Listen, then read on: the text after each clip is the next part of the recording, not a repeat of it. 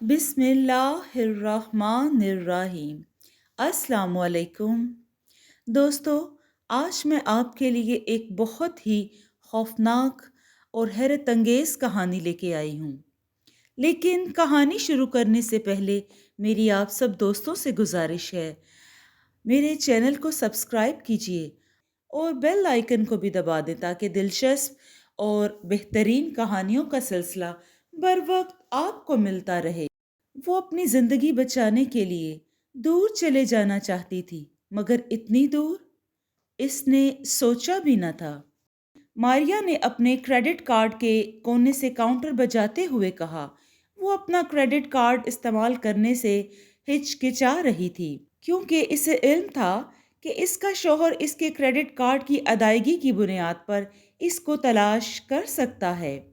لیکن اس کے علاوہ اور چارہ بھی نہیں تھا، کیونکہ اس کے پاس مطلوبہ نقد رقم موجود نہیں تھی اور اسے ہر حال میں اپنے شہر سے نکلنا تھا۔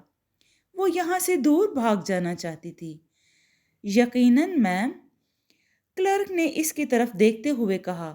وہ ایک ٹھگنے قد کا آدمی تھا جس کی مونچھیں بے تحاشا بڑھی ہوئی تھیں اور اس کو شدت سے تراش خراش کی ضرورت تھی۔ اس کے چہرے سے یوں لگتا تھا جیسے وہ لمبی ڈیوٹی کر کے تھک چکا ہے اور اب آرام کا خواہش مند ہے۔ آپ کو کہاں جانا ہے؟ کلرک نے پوچھا۔ ماریا نے خوفزدہ انداز میں مڑ کر اپنے پیچھے دیکھا اور بےتابی سے بولی، کہیں بھی جہاں اگلی فلائٹ جا رہی ہو، مجھے وہیں جانا ہے۔ وہ چند لمحوں کے لیے کچھ نہ بولا، بس اسے گھورتا رہا۔ وہ اس کی آنکھوں پر لگے دھوپ کے چشمے کو دیکھ رہا تھا، کیونکہ سیلا نے اس دھیمی روشنی والے ٹرمینل کے اندر بھی چشمہ لگا رکھا تھا۔ وہ کلرک اس کے گھبرائے ہوئے انداز پر پریشان تھا۔ ماریا اپنا کریڈٹ کارڈ کاؤنٹر پر رکھا تو وہ چونک گیا۔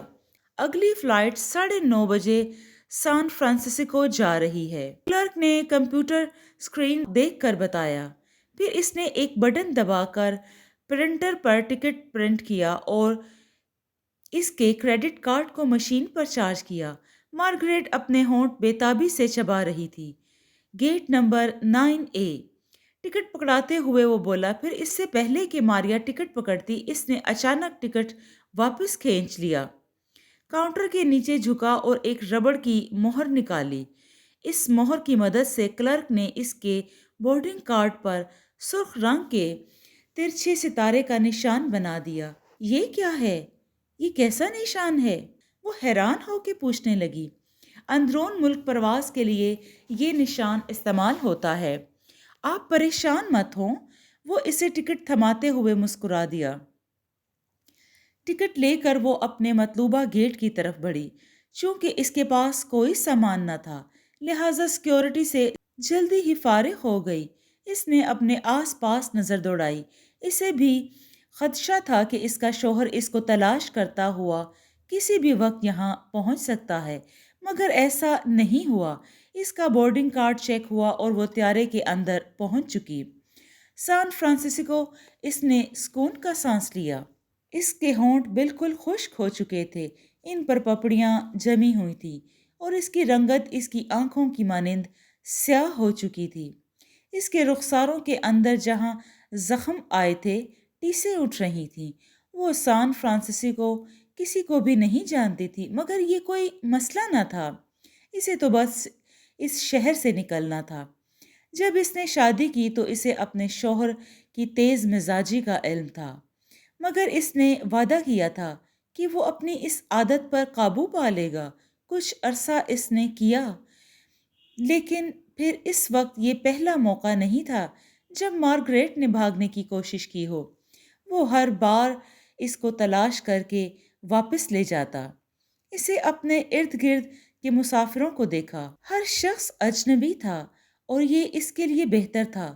وہ قدرے پرسکون ہو گئی۔ جہاز جلد ہی ہوا میں بلند ہو گیا۔ جہاز کے انجن کی گڑگڑاہٹ، مستقل ارتعاش اور ہوا کی گردش نے اس پر سحر طاری کر دیا۔ اسے محسوس ہوا کہ وہ معمولی سے زیادہ گہرے سانس لے رہی ہے۔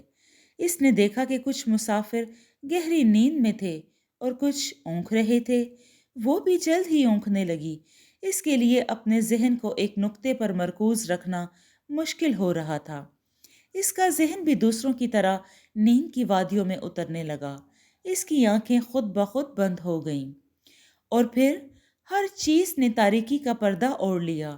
تھوڑی دیر بعد اس کا سر جھٹکے سے آگے گرا تو وہ ہڑبڑا کر بیدار ہو گئی۔ اپنی آنکھوں کو تیزی سے جھپکانا شروع کر دیا۔ اس کو ہوا کی کمی اور گرمی کا احساس ہوا۔ گھٹن بھی محسوس ہو رہی تھی۔ اسے یوں لگا جیسے کوئی اس کے گلے کو دبا رہا ہو۔ عقبی نشست سے اسے کسی کے ہچکیوں کے ساتھ رونے کی آواز آ رہی تھی۔ اس نے گھبرا کر ادھر ادھر دیکھا مگر کوئی نظر نہ آیا۔ ہر شخص نیند میں تھا۔ فضائی میزبان بھی اپنے مخصوص کمرے میں دبکی ہوئی تھی جس کا پردہ پوری طرح برابر تھا۔ ہچکیوں کی آواز پھر ابھری۔ کوئی کھڑکی کے متعلق کچھ کہہ رہا تھا جسے وہ سمجھ نہ پائی مگر غیر ارادی طور پر کھڑکی کی طرف دیکھا۔ نیچے بلند برفیلے چمکتے پہاڑ نظر آ رہے تھے۔ آسمان بالکل صاف تھا۔ صرف افق پر سفید رنگ کا بہت بڑا مکمل چاند مسکرا رہا تھا مگر اس کے علاوہ بھی وہاں کچھ تھا۔ وہ کیا تھا؟ اسے روشنی کا ایک گولا نظر آیا جو مسلسل ان کے جہاز کی طرف بڑھ رہا تھا۔ کچھ لمحوں کے بعد اسے اندازہ ہو گیا کہ ایک اور جہاز تھا۔ عجیب بات یہ تھی کہ وہ جہاز بھی اسی جسامت اور شکل و صورت کا تھا جیسے جہاز میں وہ لوگ سفر کر رہے تھے۔ اس پر بھی اسی فضائی کمپنی کا نشان بنا ہوا تھا۔ وہ لمحہ بہ لمحہ قریب ہوتا گیا، بالکل سیدھا ان کی طرف ہی آ رہا تھا جیسے آ کر ان کے جہاز سے ٹکرا ہی جائے گا۔ ماریا گھبرا کر اپنی نشست کو مضبوطی سے تھام لیا۔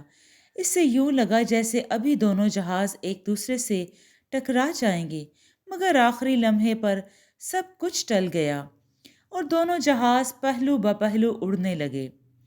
دونوں کے پر ایک دوسرے سے ٹکرانے سے بال بال بچ رہے تھے۔ پھر اس نے ایسا نظارہ پہلے کبھی نہیں دیکھا تھا۔ مسافروں کے ایک جوڑے نے بھی اس منظر کو دیکھ لیا اور اب وہ خسر پسر کر رہے تھے۔ ان کے لہجوں میں خوف سمایا ہوا تھا۔ اس نے دوسرے جہاز کو بھی غور سے دیکھا، یوں جیسے محض اپنی قوت ارادی سے وہ ان کو اپنا رخ بدلنے پر مجبور کر دے گی۔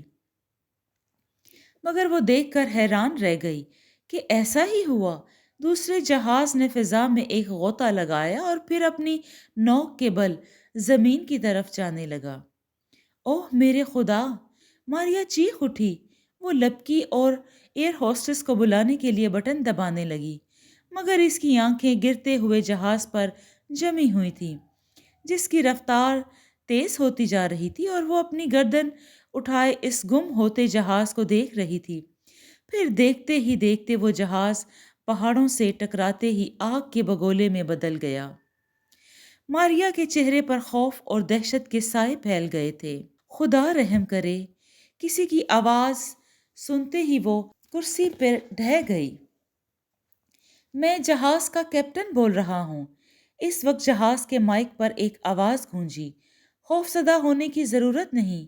ہم نہیں جانتے کہ یہ کیا ہو رہا ہے مگر حفاظتی نقطہ نگاہ سے ہمیں زمین پر اترنا ہوگا۔ براہ کرم آپ پرسکون رہیں۔ ہم کسی قریبی مقام پر جہاز کو اتارنے کی کوشش کرتے ہیں۔ جہاز کے عملے نے سارے مسافروں کو بیدار کر دیا۔ تباہی کے عمل کے دوران آدھے مسافر سے زیادہ سو رہے تھے۔ جہاز کو ایک فضائی پٹی پر اتار لیا گیا اور ایک ایک کر کے سارے مسافر جہاز سے باہر آ گئے۔ باہر بہت اندھیرا اور ٹھنڈک تھی۔ روشنی ستاروں اور چاند کی تھی۔ کوئی اور جہاز بھی نہیں نظر آ رہا تھا اور نہ ہی کوئی ٹرمینل تھا۔ یہ کوئی ویران سی جگہ تھی، شاید کوئی فوجی ایئر بیس، کیونکہ کوئی آدھ میل دور کنکریٹ سے بنی نیچی چھت والی عمارتیں نظر آ رہی تھیں۔ جہاز کے باہر مسلح سپاہی ان کے منتظر تھے اور ان کو عمارتوں کے نیچے عمارتوں کی طرف چلنے کا اشارہ کر رہے تھے۔ ہمارے پاس اتنا وقت نہیں تھا۔ لائن میں مارگریٹ کے آگے کھڑے مرد کی خوف زدہ آواز سنائی دی۔ وہ شکن آلود لباس میں ملبوس ایک عام سا شخص تھا جس کے چہرے پر غصے کے آثار تھے۔ وہ عمارتیں بہت دور محسوس ہو رہی تھیں۔ ہوا یخ تھی مگر اب سانس لینا آسان ہو رہا تھا۔ ماریا جہاز سے باہر نکلتے ہوئے اس کے متعلق سوچ رہی تھی۔ یہ بہت عجیب بات تھی کیونکہ جہاز کے اندر سانس لینے میں دشواری محسوس ہو رہی تھی۔ شاید وہاں آکسیجن کی مطلوبہ مقدار مہیا نہیں کی جا رہی تھی، جس کی وجہ بہت سے مسافر غنودگی کی حالت میں تھے۔ مجھے صبح 7 بجے سان فرانسسکو میں ایک بزنس میٹنگ میں لازمی شریک ہونا ہے، وہ متمنی آدمی دوبارہ بولا۔ اس بار ایک سپاہی سے مخاطب تھا۔ وہ اپنا بورڈنگ کارڈ ہوا میں لہرا رہا تھا۔ ماریا نے دیکھا اس پر بھی وہی سرخ ستارہ بنا ہوا تھا جیسا اس کے کارڈ پر مہر سے بنایا گیا تھا۔ اب تمام مسافروں کو ایک قطار کی شکل میں 2 بنی عمارتوں کی طرف لے جایا جا رہا تھا۔ مسلح سپاہی ان کی نگرانی کر رہے تھے۔ مارگریٹ کا دماغ ابھی تک وہیں اٹکا ہوا تھا۔ جہاز میں آکسیجن کیوں کم تھی؟ حالانکہ اس کو درست جگنا جہاز کے کپتان کی ذمہ داری ہے، کیونکہ جہاز کے کپتان نے جان بوجھ کر آکسیجن کا لیول کم رکھا تھا تاکہ مسافر نیند کی حالت میں چلے جائیں۔ یقیناً کہیں نہ کہیں کچھ گڑبڑ ضرور تھی۔ اپنے شوہر کے ساتھ رہ کر اس نے بہت کچھ سیکھا تھا۔ اب اس کو اندازہ ہو جاتا تھا اور اس کی چھٹی حس اس کو بتا دیتی تھی کہ کب کچھ غلط ہونے والا ہے۔ گڑبڑ کی یہی خوشبو اس کو اب دوبارہ محسوس ہو رہی تھی۔ اس کی چھٹی حس بیدار ہو گئی تھی اور اس کے جسم پر چونٹیاں ریگنے لگی تھیں، ویسی ہی چونٹیاں جیسے اس کے شوہر کے بھڑکنے سے پہلے خطرے کا احساس کر کے اس کے جسم میں رینگنے لگتی تھی۔ کیا تم سن رہے ہو؟ ہمارا ادا کردہ ٹیکس سے تمہیں تنخواہ ملتی ہے۔ وہ متمنی شخص ابھی تک غصے سے بول رہا تھا۔ اس کے آگے چلنے والا سپاہی مڑا اور کچھ بولے بغیر اس نے نہایت مہارت اور صفائی سے اپنی بندوق کا بٹ اس مسافر کے عین منہ پر دے مارا۔ وہ شخص چیختا ہوا الٹ کر زمین پر گر گیا۔ دوسرے مسافر اس کی مدد کو دوڑے۔ کچھ نے اس سپاہی پر حملہ کر دیا۔ دوسرے سپاہی اپنی ساتھی کی مدد کو لپکے۔ ماریا کو احساس ہو گیا کہ اب کچھ غلط ہونے جا رہا ہے جو اس کے لیے خطرناک ہو سکتا ہے۔ اس نے موقع غنیمت جانا، ادھر ادھر دیکھا، کوئی بھی اس کی طرف متوجہ نہیں تھا۔ ماریا نے ایک طرف دوڑ لگا دی اور جلد سے جلد اندھیرے میں غائب ہو جانا چاہتی تھی۔ وہ پیچھے دیکھے بغیر بھاگتی رہی۔ تھوڑی دیر بعد اس کا دم پھولنے لگا۔ ہر لمحہ اس کو دوڑنا تھا کہ ابھی کوئی گولی چلے گی اور اس کی پشت پر سوراخ بنا دے گی۔ خوف کا بوجھ لیے وہ بھاگتی رہی۔ جب اس کی ٹانگوں نے اس کا ساتھ چھوڑ دیا تو وہ ایک چٹان پر بیٹھ گئی۔ وہ بری طرح ہانپ رہی تھی۔ اس کی ہمت جواب دے رہی تھی۔ آخر 40 سال کی عمر میں وہ کتنی ہمت کر سکتی تھی؟ ماریا نے بھاگنے کے بعد پہلی دفعہ مڑ کر اپنے پیچھے دیکھا۔ اس نے کافی فاصلہ طے کر لیا تھا۔ پھر بھی وہ چاہتی تھی کہ ان پہاڑیوں کے اوپر جہاں تک ممکن ہو بھاگ کر چلی جائے۔ وہ بہت خوف زدہ تھی۔ اب وہ جہاز سے تقریباً 1 میل دور نکل آئی تھی۔ اتنی ہی دور دوسری طرف کنکریٹ سے بنی عمارتیں تھیں۔ اس وقت وہ جہاں بیٹھی تھی وہاں سے اس کو ہر چیز صاف نظر آ رہی تھی۔ پہاڑوں اور عمارتوں کے بیچ ایک چھوٹی سی سڑک بنی ہوئی تھی جس کے کناروں پر جا بجا روشنی کے لیمپ نصب تھے۔ یہ سڑک دور جا کر ایک غار کے دہانے پر ختم ہو رہی تھی جس کا کھلا منہ صاف نظر آ رہا تھا۔ یوں لگ رہا تھا جیسے وہ کوئی کان ہو۔ اس سڑک پر جہاز کے مسافروں کو قطار بنا کر بھیڑ بکریوں کی طرح ہانکا جا رہا تھا، جن کے سائے لیمپوں کی پیلی پیلی روشنی میں عجیب سے لگ رہے تھے۔ وہ حیران تھی کہ جہاز کو دوسرے جہاز کے حادثے کے باعث ایمرجنسی میں حفاظتی اقدام کے تحت اس فوجی ایئر بیس پر اتارا گیا تھا، لیکن یوں لگتا تھا جیسے ان کو قیدی بنا لیا گیا ہو۔ لیکن ایسا کچھ بھی محسوس نہیں ہو رہا تھا کہ سپاہیوں کے ان کے فرار کا علم نہ ہو؟ علم ہو چکا ہے۔ ان کے انداز سے صاف معلوم ہو رہا تھا کہ وہ اس کے فرار سے لا علم تھے۔ اس نے اسی سمت آگے بڑھنے کا فیصلہ کر لیا جس طرف وہ جا رہی تھی۔ یہاں چٹانوں کا ایک ہجوم تھا جہاں وہ آسانی سے چھپ سکتی تھی۔ اس کے جوتے چلنے اور چڑھنے میں دشواری پیدا کر رہے تھے، مگر وہ چلتی گئی۔ رات کے اندھیرے میں اس کے قدموں کے نشان تلاش کرنا آسان کام نہیں تھا۔ وہ بڑے محتاط انداز میں آگے بڑھ رہی تھی۔ اسکاؤٹنگ کا تجربہ اس کے کام آ رہا تھا۔ چٹانوں کے عقب میں وہ بڑے پتھروں کے درمیان ایک بہت بڑی دراڑ تھی۔ وہ جگہ ماریا کو چھپنے کے لیے نہایت موزوں محسوس ہوئی، لہٰذا اس دراڑ میں اتر گئی اور بیٹھ کر سانس لینے لگی، مگر پوری طرح چوکنا بھی تھی۔ اس کی سماعتیں ہلکی سی آہٹ سننے کو بھی تیار تھیں۔ اس کو بھوک محسوس ہو رہی تھی، مگر اس کے پاس اور آس پاس کھانے کو کچھ بھی نہ تھا۔ چٹانوں پر جا بجا کائی کے گہرے دھبے تھے، مگر وہ ان کو کیسے کھا سکتی تھی؟ اس کو ایک چٹان کے بیچ پانی کی دھار گرتی سنائی دی۔ جلدی سے اس نے اس پانی کو تلاش کر لیا۔ مارگریٹ نے زبان لگا کر اس کو ڈرتے ڈرتے چکھا۔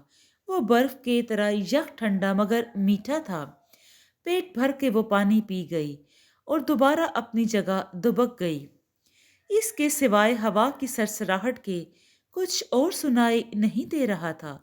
اس نے ٹھنڈ سے بچنے کے لیے اپنی جیکٹ کو اپنے گرد اچھی طرح لپیٹ لیا اور سوچنے لگی، یقیناً نیچے ان عمارتوں میں کھانا ہوگا اور صاف پانی ہوگا، بستر بھی ملے گا۔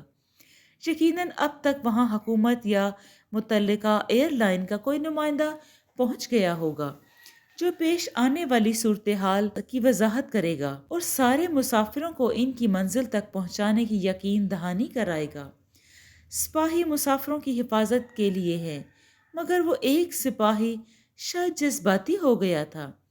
سابقہ تجربات کی روشنی میں ماریا کو اندازہ تھا کہ جب کوئی غسیل مرد جذباتی ہو جائے تو کیا نتیجہ نکلتا ہے۔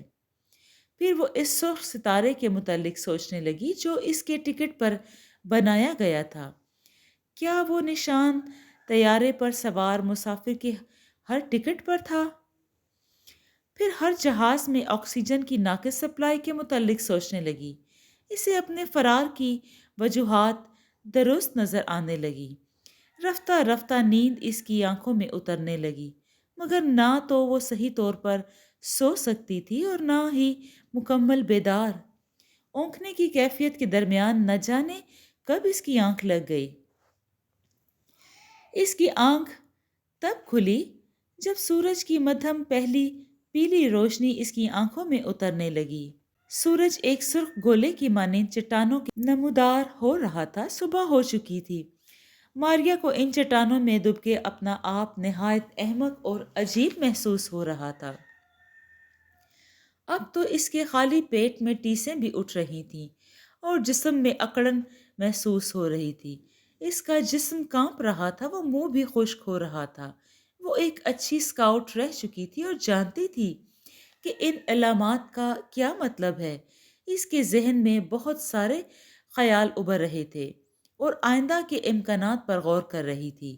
ان میں پہاڑ سے نیچے اترنا بھی شامل تھا، مگر اس میں بہت ساری مشکلات تھیں، کیونکہ اس کو تو یہ بھی اندازہ نہیں تھا کہ وہ کہاں ہے، اور سمتوں کا اندازہ بھی کھو چکی تھی۔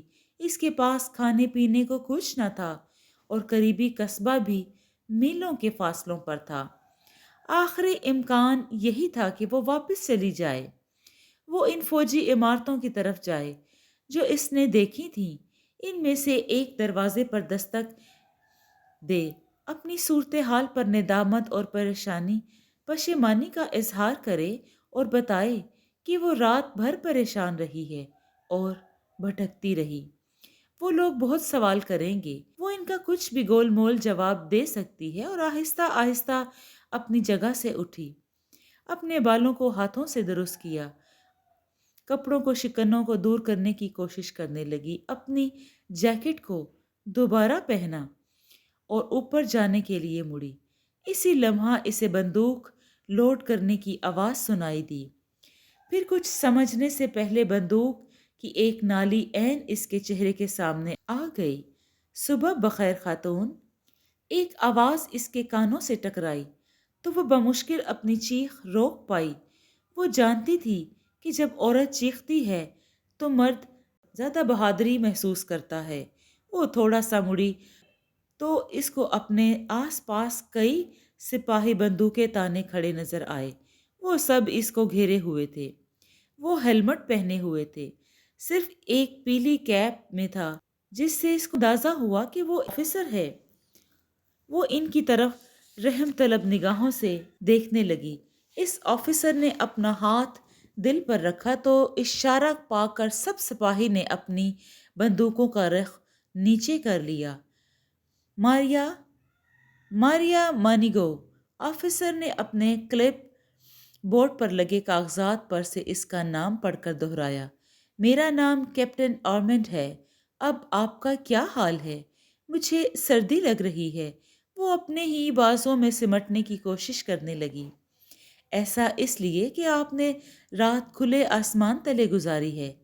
آپ شاید نہیں جانتی کہ آپ کی اس حرکت پر ہم کتنے پریشان تھے۔ ہم اپنے کسی ایک مسافر کو بھی نہیں کھونا برداشت کر سکتے، اس لیے ہم گھنٹوں سے آپ کی تلاش کر رہے تھے۔ اس نے مسکرا کر اس کی طرف دیکھا۔ آپ کی یہ حرکت، بھاگ آنا، آپ کی ذہانت کی دلیل ہے، مگر یہ اچھی بات نہیں۔ میں گھبرا گئی تھی۔ میں بہت زیادہ خوفزدہ ہو چکی تھی۔ مجھے افسوس ہے کہ اس آفیسر نے اپنا سر جھٹکا۔ اس کا لہجہ بدل گیا تھا۔ معصوم مت بنو، ہم جانتے ہیں کہ تمہیں شک ہو گیا تھا۔ اب براہ مہربانی تم ہمارے ساتھ چلو۔ مارگریٹ نے اپنے کندھے اچکا دیے کیونکہ اب اس کے پاس اس کے علاوہ کوئی چارہ نہ تھا۔ کیپٹن مڑا اور اس کے آگے آگے چلنے لگا۔ وہ چٹانوں کے اوپر پہنچ گیا۔ اس کے ہاتھ میں دوربین تھی جو اس نے مارگریٹ کو تھما دی۔ دیکھو، تمہیں اجازت ہے کہ تم جان سکو کہ آگے کیا ہونے والا ہے۔ یہ معاہدے کا حصہ ہے، لیکن اگر تم جاننا نہ چاہو تو تمہاری مرضی ہوگی۔ تمہیں اس کا ایک ذمہ دار شہری ہونے کی حیثیت سے پورا حق حاصل ہے۔ ماریا نے دوربین سے اپنی آنکھیں لگا لی۔ منظر کچھ تبدیل نہیں ہوا تھا۔ اس کی فلائٹ تقریباً 50 مسافر ابھی تک اس سڑک پر تھے جو عمارتوں کی طرف جاتی تھی اور جس کا اختتام کان کے دھانے پر ہونا تھا۔ مسافروں کی قطار میں سب سے آگے کھڑا مسافر کان کے دھانے سے چند قدم دور مسلح سپاہی ان پر پہرا دے رہے تھے، لیکن وہ زیادہ چوکس نہیں نظر آ رہے تھے۔ مسافروں کی ایک ہی لمبی قطار تھی۔ زیادہ تر مسافروں کے سر جھکے ہوئے تھے۔ صرف ایک ہی چیز مختلف نظر آ رہی تھی جس کو دیکھ کر جھٹکا لگا۔ قطار میں کھڑے سارے مسافر مادرزاد برہنہ تھے۔ میرا خیال ہے میں جاننا چاہوں گی، مارگریٹ نے گھبراہٹ کے عالم میں کہا۔ کیپٹن نے اپنا سر ہلا دیا۔ میں جانتا تھا کہ تم ذہین عورت ہو۔ ہم ہمیشہ لوگوں کو حاصل کرتے ہیں جو مشکل میں ہوتے ہیں۔ مختصر یہ کہ یہی سچ ہے کہ تم کو شکاگو ایئرپورٹ پر ہی ایک خاص کام کے لیے چن لیا گیا تھا۔ وہ خاص کام جو ہمارے عظیم ملک کو عظیم تر بنا دے گا۔ لاٹری، سرخ ستارہ، وہ سوچنے لگی اور دوربین واپس تھما دی، اور اس کے بغیر ہی بآسانی دیکھ سکتی تھی۔ 10 سال سے لوگ یہاں اس خاص خدمت سر انجام دینے کے لیے لائے جاتے ہیں۔ ایک وقت تھا جب ہم یہاں چند مقامی باشندوں کے ساتھ مل کر کام کرتے تھے، لیکن سیاسی اعتبار سے یہ درست نہ تھا، لہٰذا سب مقامی باشندوں کو یہاں سے ہٹا دیا گیا۔ پھر ہم نے افواج میں رضاکاروں کو بھرتی کرنے کا منصوبہ بنایا، مگر اس کا بھی مثبت رد عمل سامنے نہ آیا۔ اس لیے اب ہم نے اس طریقے سے لوگوں کا انتخاب کرتے ہیں اور یہ طریقہ بہت کامیاب رہا ہے۔ اس کے لیے ہم ایسا طریقہ کار اختیار کرتے ہیں کہ دوسرے لوگوں کو تم لوگوں کی موت حادثہ لگے۔ وہ دوسرا جہاز، مارگریٹ نے سوال کیا۔ ہاں، بالکل، اخبارات میں یہی خبر آئے گی کہ اس جہاز کے سب مسافر کریش میں مارے گئے ہیں، حالانکہ وہ جہاز خالی تھا اور اس کو ریموٹ کنٹرول ٹیکنالوجی کی مدد سے اڑایا جا رہا تھا۔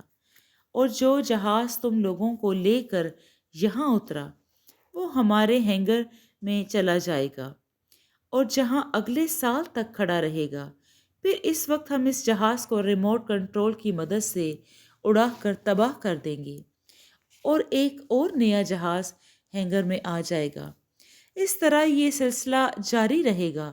نیچے کان کے دہانے پر ایک مذہبی رہنما بھی موجود تھا اور وہ ہر مسافر کے قریب جا کر اس کے ماتھے پر مقدس تیل لگا رہا تھا۔ ماریا گھبرا گئی۔ ان کے ساتھ کیا ہونے والا ہے جو تمہارے ساتھ ہوگا؟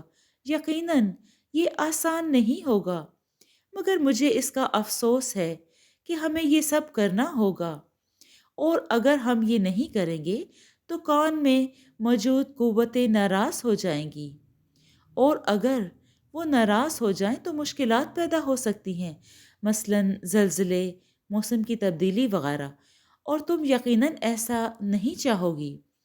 ماریا نے تیزی سے آنکھیں جھپکیں۔ وہ پریشان ہو گئی۔ کیا کوئی کان میں موجود ہے کیا؟ نہیں، شاید کوئی نہیں۔ کیپٹن اس کے قریب جھک آیا اور سرگوشی میں بولا، وہاں اندر دیوتا ہے۔ یہ کیسے ممکن ہے؟ یہ کیسے ہو سکتا ہے؟ مجھے اس پر یقین نہیں۔ مگر اسے تم پر یقین ہے، کیپٹن نے کہا۔ یہ بہت شرمناک ہے۔ کیا صدر مملکت کو اس حرکت کا علم ہے؟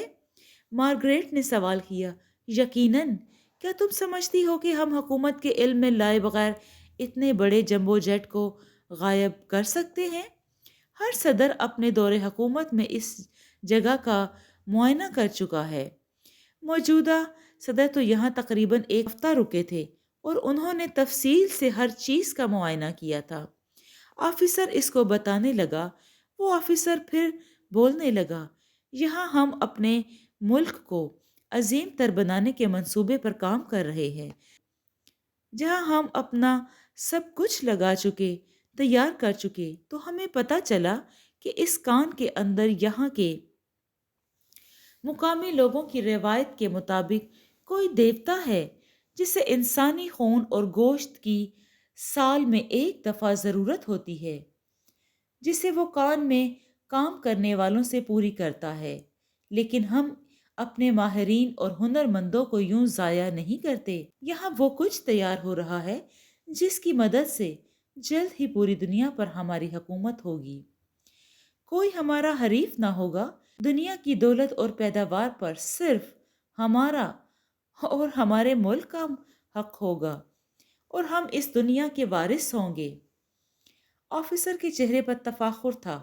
اس دوران مذہبی رہنما نے اپنا کام مکمل کر لیا تھا، لہٰذا فوجی برہنہ مسافروں کو ہانکتے ہوئے کان کے اندر بھیج رہے تھے۔ مسافر زیادہ مزاحمت نہیں کر رہے تھے۔ سب سے اگلے مسافر کو مارگریٹ پہچان گئی تھی۔ یہ وہی سوٹ والا مسافر تھا جس نے سب سے پہلے احتجاج کیا تھا۔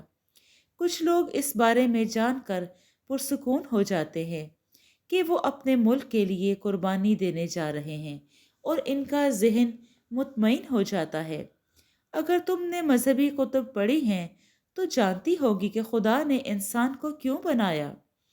تمہارا خیال ہوگا کہ شاید اس لیے کہ وہ کسی سے محبت کرے، مگر نہیں۔ انسان کو اس لیے پیدا کیا کہ وہ کسی کے کام آئے۔ میں نے ایسا کبھی نہیں سوچا۔ ماریا پھٹ پڑی۔ ہمیں ایسا سوچنا ہوگا۔ مجھے یہ سوچ کر اچھا محسوس ہوتا ہے کہ ہمارا کوئی مقصد ہے اس دنیا میں۔ مارگریٹ زور سے چیخی۔ لمبے روئیں دار لجلجے سے کیکڑے بازو جن کے سر پر پنجے بنے ہوئے تھے دھیرے کان کے اندھیرے سے نکلتے دیکھے اور سب سے آگے کھڑے آدمی کے گرد لپٹ گئے، اور پھر ماریا اس قدر زور سے چیخی کہ اس بد نصیب کی چیخیں بھی سنائی نہ دی، جس کو کان کے اندر گھسیٹ لیا گیا تھا۔ ایک کے بعد ایک کو وہ کان نگلتی گئی اور ماریا کی باری سب سے آخر میں آئی۔ جی دوستو، آپ کو یہ کہانی کیسی لگی؟ اگر آپ کو یہ کہانی پسند آئی ہے تو اس کو لائک اور شیئر کیجئے اور کمنٹ میں اپنی رائے کا اظہار ضرور کریں اور میرے چینل کو ضرور سبسکرائب کیجئے۔ شکریہ۔